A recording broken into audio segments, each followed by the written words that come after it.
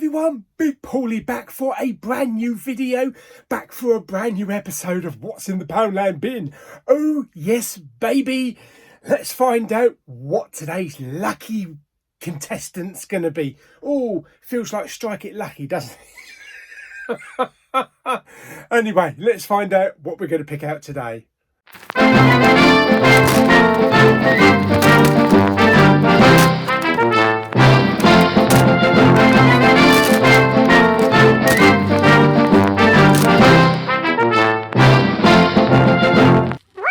Poundland bin.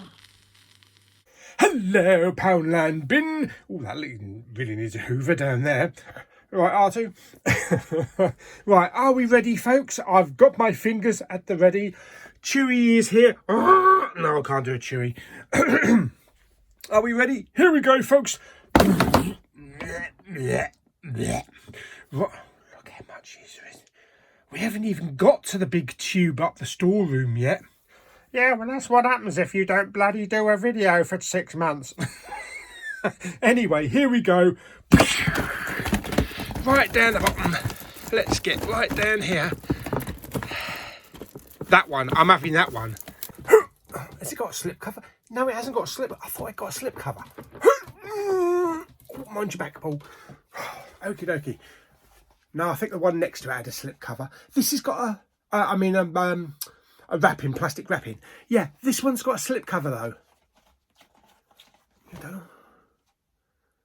Is it upside down? Yes, upside down.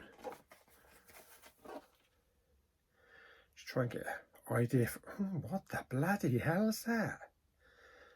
I can't even make it out from the back of the slip cover. Packed with twists and turns, you'll be scared to sleep for weeks. Oh, bloody marvellous. What is it, Insidious 2? I haven't bought Insidious 2. Oh, okay. Jennifer Lawrence. Deeply scary and cool with an awesome twist.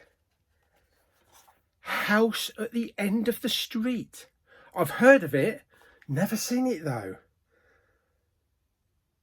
Okay. Wow, okay then. First time watch. Nice bit of J-Law. Is it J-Law? Yes. Okie dokie. Right, let's get the slip cover off and let's get the Blu-ray into the player. Okay, there's the slip cover. So let's have a look. Oh, we've got some artwork on the disc as well.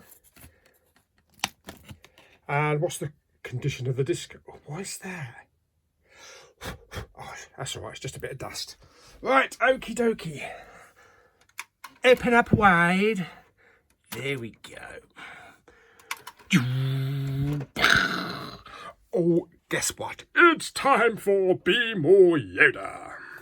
Okay, it's got some trailers showing at the moment, but it is time for Be More Yoda. Pass on what you have learned. Yes. Share the knowledge you've gained. Okay. What's the good of being a master if no one else benefits from what you have learned? Teaching another, whether it's your own child... Is that little Grogu? You know it is. A classroom of younglings or even a headstrong would-be apprentice who dislikes your food is one of the most fulfilling ways to find purpose in life. You may even find that by educating someone else, you end up learning quite a bit yourself. Absolutely right. There he is, little Yoda. Fantastic. So that is Be More Yoda. That's done for another week. So let's dim the lights and shall I get some, I don't know, shall I get some popcorn? I might get some popcorn. I might get some popcorn going actually. Yeah, I haven't had popcorn in the cinema room for quite a while. I've got one of those microwavable ones. Yeah, I think I will. Right, okay, let's settle down and let's watch The House at the End of the Street. Which is not my house because I'm in the middle of the street. Oh, yes, baby. Oh, that's warm. Oh, lovely. Let's have a bit of popcorn. Oh, it needs something like caramel on top of it, or caramel, as they say in America. or some buttery shit. Anyway, that'll do for now. Sweet popcorn, so let's watch the film.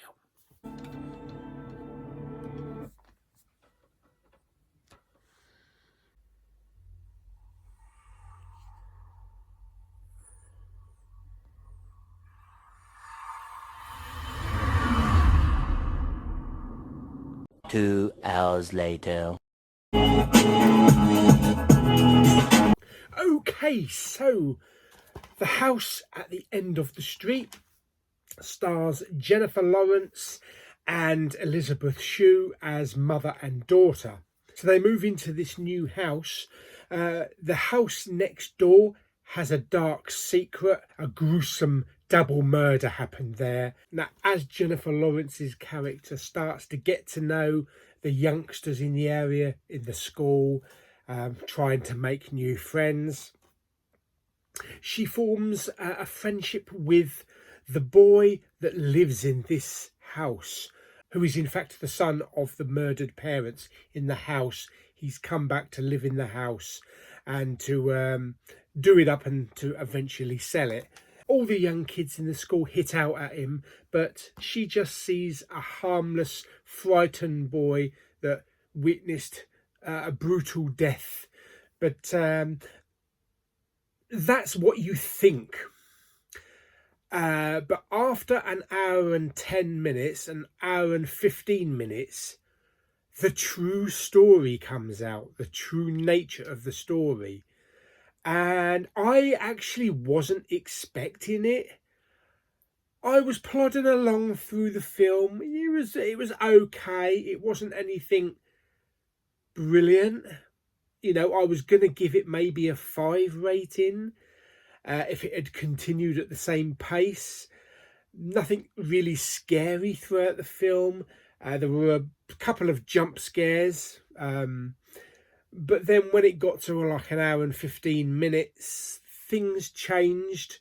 It kicked up a gear, twists happened, and you realise the full impact of the story and exactly what happened over the years and the people involved. And it was quite an interesting twist. I liked what they did with the twist ending. So the pacing was a bit slow for like the first hour to an hour and 10 minutes, but like I say, it picked up. It was kind of more of a romantic film for the first hour or so. I was waiting for something to happen, but for that first hour and hour 5 minutes, you kind of knew what was happening. You knew the circumstances of Ryan next door. You knew what he was doing, and everything was just as it seemed. But like I say, after the an hour and 15 minutes, yeah, it all changed.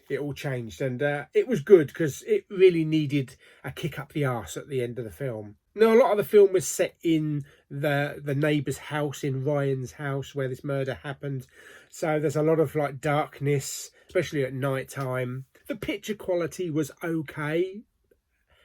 There was a thin layer of grain, so it wasn't anything bright or spectacular. The thing that kicked this up was the audio. It was in DTS HD Master Audio 5.1. It was a loud soundtrack. There were lots of thumps. There were lots of like banging drums to the music type of effect. There was a really good use of the subwoofer and a really good use of the surrounds. There was one particular scene where it was just pitch black and you could hear voices, you know, on the left, you can hear voices on the right, and then all of a sudden you can hear breathing behind, banging over there. And yeah, it's a really, really good use of the surrounds. You didn't know what was going to happen at what speaker. So the audio was really good on this. There are some special features. There's the making of the house at the end of the street and a trailer as well.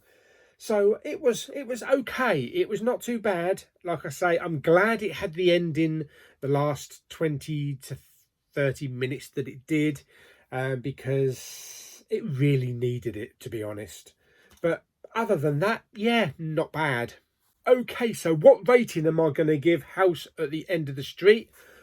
Like I said earlier on, I was going to give it around about a 5 if it had plodded along as it was, but because of what happened in that last half an hour and how the twists evolved, I'm going to give it 6 out of 10. Don't go in that house. Yeah.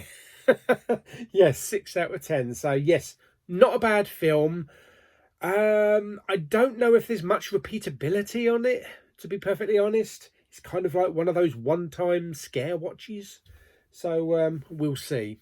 Okay, so there we are, the house at the end of the street. Now, am I going to put it on the shelf? Is it going to be a keeper? I mean, it's got Jennifer Lawrence in it, for Pete's sake. But is it something I'm going to go back to?